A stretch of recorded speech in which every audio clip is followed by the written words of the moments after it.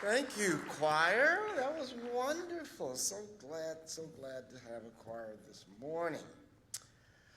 I'd like to speak to us for a few moments on the theme, A Dream Deferred. Just to refresh our recollection, I want to read a brief passage from the text that was so wonderfully read by Vivian. I know it was a long passage, but I told Vivian, take your time and read it like it's Bible story time. I mean, it's one of the classic texts, and I would be remiss, I would be negligent if I did not share the stories with you. It was the lectionary passage for last week, but that's another story. But it's an important passage, and it'll be worth it. Read the rest of the story in chapters 37, 38, 39. It's a long, involved, dramatic story. But for today, just a few verses from Genesis chapter 37.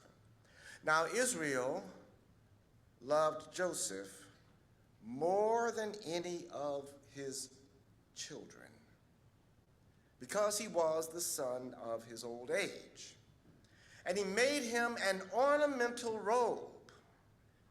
But when his brothers saw that their father loved him more than all his brothers, they hated him and could not speak peaceably to him. Once Joseph had a dream, and when he told it to his brothers, they hated him even more. They saw him from a distance, and before he came near to them, they conspired to kill him. They said to one another, "Here comes this dreamer. Come now, let us kill him and throw him into one of the pits. Then we shall say that a wild animal has devoured him, and we shall see what will become of his dreams." Anybody have a sibling like Joseph? Oh, then that means you're Joseph. Okay, all right. I was Joseph too. Joseph's dream was that he would be superior and honored by his brothers, and even his father. Now, this was a ridiculous and precocious dream because he was the next to the youngest brother, not the eldest. We expect the eldest brother in this, patriarchal culture to be the one that would assume the mantle of leadership in the family and lead the family to great things, not the youngest. And though he was his father's favorite child, even his father resented the notion that he would bow to his son one day.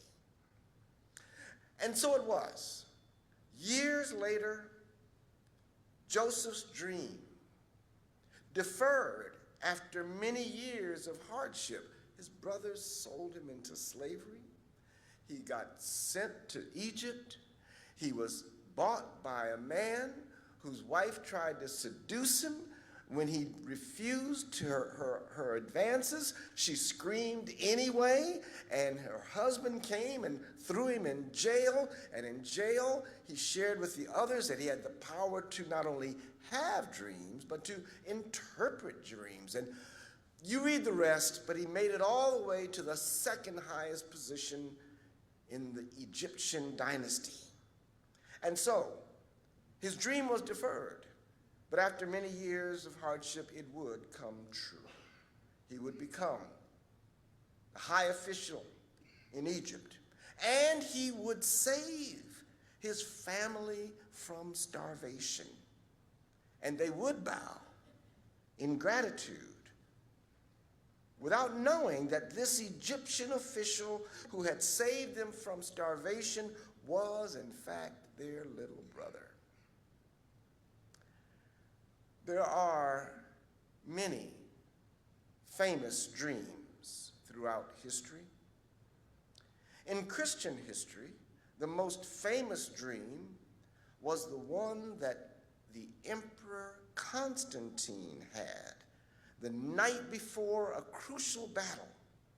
And that battle would ultimately deliver him the throne of Rome. Though he was not a Christian, we hear that his mother was, and this is about the 3rd century into the 4th, 300 of the Common Era. So Christianity had been around for 300 years, but it was still persecuted and prosecuted as an illicit, underground, unofficial religion within the empire that tolerated many kinds of religion, but what they did not tolerate were these Christians, because they refused to pay obeisance, to bow down, to give their loyalty to the emperor. And so they persecuted them, threw them to the lions, literally. But in spite of all that history, Constantine had a dream. And in that dream, he was told that by this sign you shall conquer. And it was the sign of Christ. He was given the instruction in the dream to paint the symbol of Christ on the shields of his soldiers and to make it his new standard as he marched into battle. The sign that he painted on his standard and on the shields of his soldiers is known as the key roll. That's what we call it. It is formed by superimposing the first 2 letters of the Greek word for Christ, Christos. And by taking those first 2 initial letters, the key and the rho are the names, the Greek names of the letters, when you superimpose them, then they become the key rho. The message of the dream was, by this sign, conquer. Now, in our more contemporary moment, the sermon speech that was delivered on August 28th, 1963, which is 63 years ago to this month. The dream of Martin Luther King was spoken into history. When he spoke the words of his dream was very unlikely. His dream was ridiculous and precocious. His dream was extremely uncertain, yet he stood before the crowds gathered there at the Lincoln Memorial. And he spoke his dream. His dream was unlikely, like as was the dream of Joseph when he was laying in the pit. His dream was as unlikely as Constantine's victory when he was outnumbered and outside the walls of Rome. But dreams help us see what we cannot see when we're awake.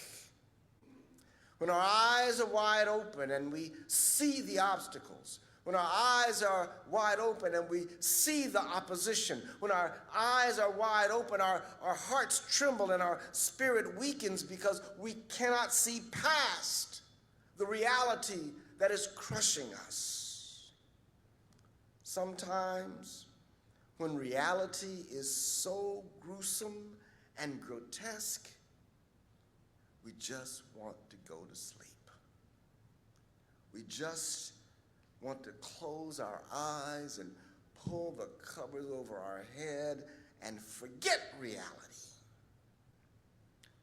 And it is in our sleep, in our dreams, we can expand the boundary of the possible and dream of a future far beyond the moment in which we live.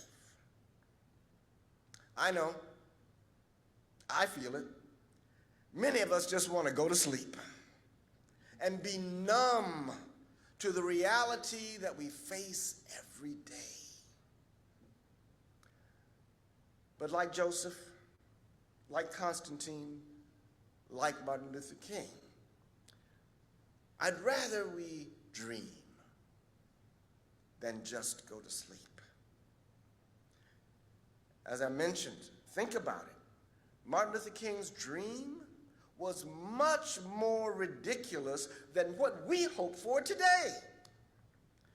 It was the law that was the enemy of freedom. It was the law of segregation that said black and white must be separated in schools. Black and white must be separated in public accommodations, riding on the bus, staying in a hotel, eating in a restaurant. All of daily life was governed by this law of segregation. And even the good white folks who wanted to be able to sit with their friends, when they got to that door, they said, "I'm sorry, it's the law." So his dream had a high hill to climb. In our present moment, in fact, it's the law that is our only hope for justice. The people in Congress, feckless and faithless. The people in this country, hopelessly divided. But the law, and many of the laws that Martin Luther King was able to pass through his marching in the streets, through his bleeding and falling and getting up again, those are the laws that will save us in our present moment. But not when he was speaking, not in 1963. King spoke his dream out loud on the steps of the Lincoln Memorial. There, the crowd gathered. And there you can see the reflection of the Washington Monument in the beautiful, clear, reflecting pool. Can't see that today. But there King stood speaking to 250,000 people. That at that time was the largest public demonstration for civil rights in the history of the United States. He spoke his dream. You know, I think that we can benefit and we can be blessed by listening to King's words as we dream that another world is possible in America today. Here are a few of King's words that he spoke on that August occasion. He said, "It is obvious today that America has defaulted on this promissory note insofar as her citizens of color are concerned. America has defaulted on this promissory note insofar as her citizens of color are concerned. Instead of honoring this sacred obligation, America has given the Negro people a bad check, a check that has come back marked insufficient funds. But we refuse to believe that the Bank of Justice is bankrupt. Let us not wallow in the valley of despair. I say to you today, my friends, even though we face the difficulties of today and tomorrow, I still have a dream. It is a dream deeply rooted in the American dream. I have a dream that one day this nation will rise up, live out the true meaning of its creed. We hold these truths to be self-evident, that all are created equal. I have a dream that one day, out in the red hills of Georgia, sons of former slaves and the sons of former slave owners will be able to sit down together at the table of brotherhood. His is a dream that we need to hear today. Because in fact, for a moment, his dream came true. I mean, just think about it, what he just said. The sons, and 63 years ago, there were still people who were born in slavery, or who knew parents and grandparents who were born in slavery. And there were still people who knew parents and grandparents who enslaved people. And if those descendants, if those children could sit down and reconcile and learn to live together, it makes our divisions today look almost petty.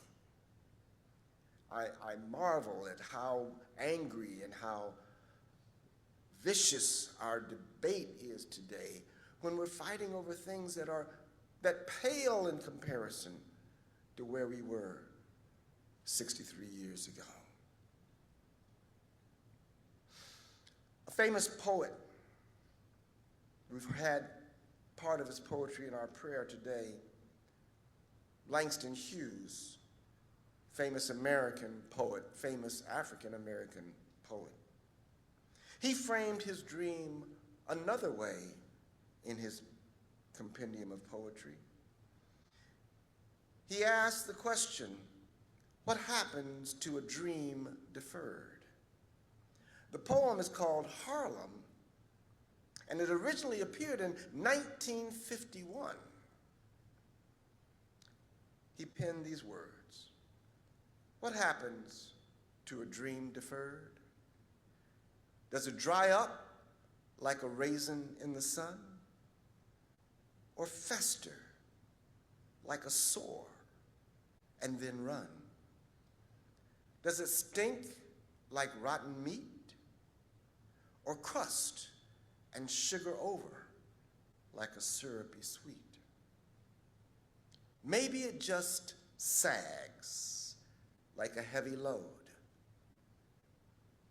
Or does it explode? King's dream did not come to reality fast enough.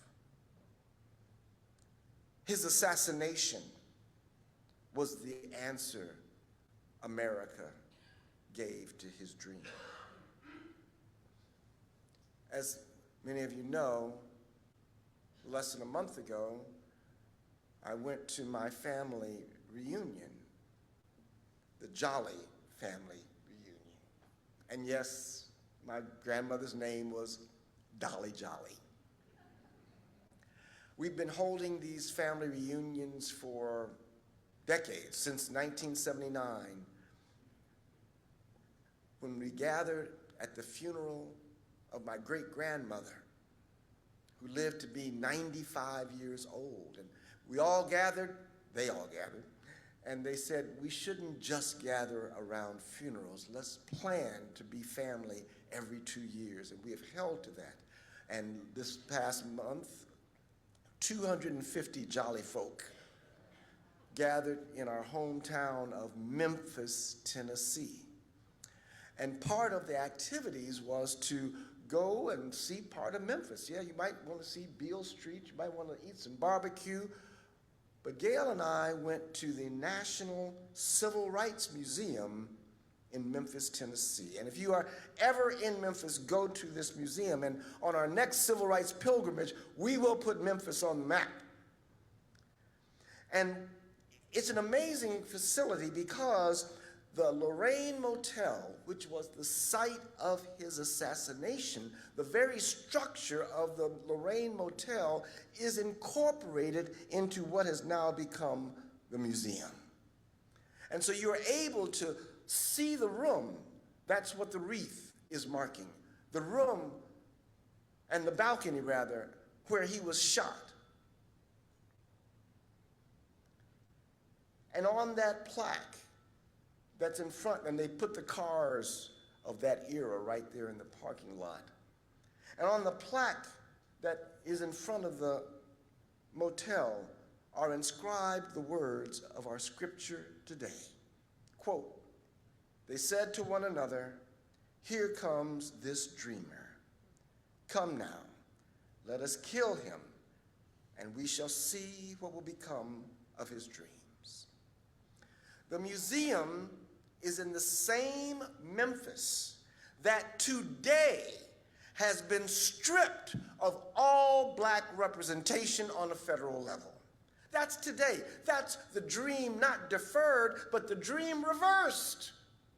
We did pass the Civil Rights Bill. We did pass the Voting Rights Bill. Black folks voted and elected representation to the Senate or to the House of Representatives in Tennessee and all across the South for 50 years. And now we're rolling back the dream. The question may not be what happens to a dream deferred, what happens to a dream rolled back? Tennessee, the state of Tennessee is 17% black, but not one member of Congress, not one of the 9 representatives are of African American heritage. Now, if you divided the population equally among those 9 representatives, they each represent 11% of the population. And they thought it was too much to give black folks 1 of the 9 seats. That is what's happening today in Memphis and in Tennessee. Gerrymandered. The city of Memphis is probably 40% black. And that was where the 1 of the 9 seats was held. And they split Memphis in 5 different ways, just like the shattered glass in that first slide, so that they could not have a majority in any district and could not elect representatives to represent their interests. Martin Luther King's dream was deferred, and in fact, it did explode in the long, hot summers of the 1960s. We have a dream right now, a dream of a return to the rule of law. Is that too much to ask? We have a dream of civility in our civic life rather than the political violence that permeates our politics. Is that too much to dream? We as Christians are not a military force, but yet we share something of our Constantinian heritage. We too believe that by this sign we shall prevail.